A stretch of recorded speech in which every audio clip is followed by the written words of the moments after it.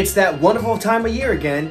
We're approaching spooky season, so you know what that means. Costume planning, pumpkin spice lattes, and spookifying the house. As early as mid-August, you start to see stores preparing for the spooky season. Everything from lights and decorations, costume, candy, and more. But that's not the only thing that's happening. If you're like me, you have a list of movies that are must-watches every spooky season. There are so many amazing spooky and Halloween movies out there.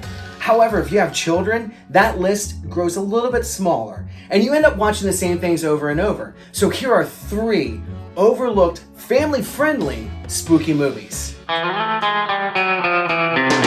Growing up, watching Rankin and Bass stop-motion movies like Santa Claus is Coming to Town, Rudolph the Red-Nosed Reindeer was a staple to my childhood. But that's not all that they did.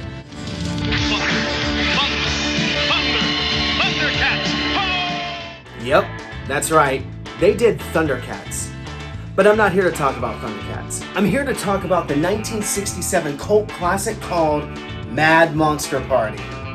Mad Monster Party is the story about Baron Boris von Frankenstein, a famous scientist who decides to retire and calls together a meeting of all the classic monsters to announce his successor.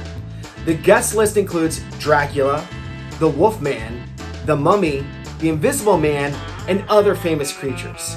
However, things take a surprising turn when the Baron names his nephew, Felix, a shy and ordinary guy, as his successor.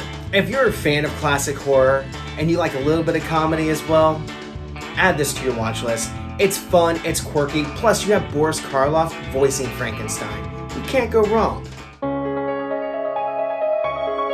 Typically, when you mention the word Disney, you immediately go to animated features. And in the 70s and 80s, there were some gems, as well as some duds, but Disney was also exploring in live action and gave us some very weird movies. Most notably, Tron. But did you know these were also Disney movies?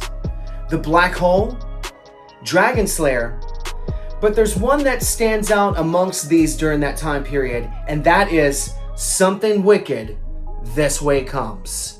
Released in 1983, Something Wicked, This Way Comes is a fantasy horror film based on Ray Bradbury's haunting novel. In the quiet town of Greentown, Illinois, a mysterious carnival train arrives one October night, bringing with it an eerie atmosphere and the mysterious Mr. Dark. Will Holloway, the son of the local librarian, and his adventurous friend Jim Nightshade quickly realize that this carnival is no ordinary spectacle. I remember vividly watching this on the Disney Channel as a kid. I was fascinated, obsessed, and completely creeped out. It is an eerie and unnerving film, but it's rated PG and it's Disney, so your kids can absolutely watch it. Hey, hold up. If you're going to talk about spooky Disney films, don't forget about this gem.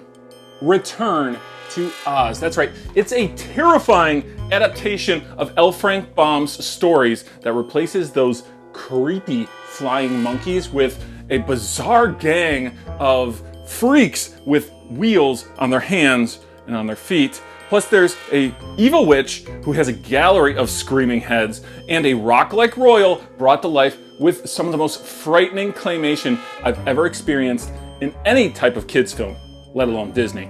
Still not convinced? I can tell you're still not convinced. Well, what if I told you that at one point in the film, Dorothy is sent to a sanitarium to undergo electric shock therapy? Pretty dark stuff for the House of Mouse. Oh, and who could forget about actress Fairuza Balk? Playing Dorothy, this was her first on-screen role. Now, if you'll excuse me, I think I'll get back to reading my book. How did he know I was going to talk about Fairuza Balk? To start, I'm not talking about the film that most of you know Fairuza Balk from. Girls, watch out for those weirdos. We are the weirdos, mister. Now, the movie I'm here to talk about does star Fairuza Balk and Tim Curry. It's called The Worst Witch. Released in 1986, This gem is the story of Miss Cackle's Academy for Witches, where young Mildred Hubble is far from the perfect pupil. Clumsy and perpetually unlucky, Mildred seems to attract chaos at every turn, earning her the unfortunate title of the Worst Witch. However, when a sinister plot threatens the Academy and her fellow students, it's up to Mildred and her newfound courage to save the day. This movie is fun, but I have to say that the showstopper is Tim Curry as the Grand Wizard. He walks around donning a cloak that's sort of hypercolor, but when he flies, the thing looks like an area rug. This movie is a fun mix of magic, witches, flying broomsticks, spells, classes. You know, this sounds a lot like Harry Potter!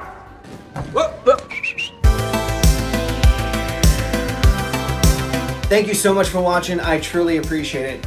And thank you, Retro Spectrum, for interrupting this video. If y'all haven't yet, head over to Retro Spectrum's channel, give him a follow, and check out his awesome pop culture content. Also, what are some of your favorite spooky movies? Leave those in the comments below. And if you've watched the 3 that I just talked about, I'd love to hear your thoughts on them. If you haven't yet, please do me the favor and click that subscribe button as well as the bell to get notified when I drop new content. And until next time, remember, be good.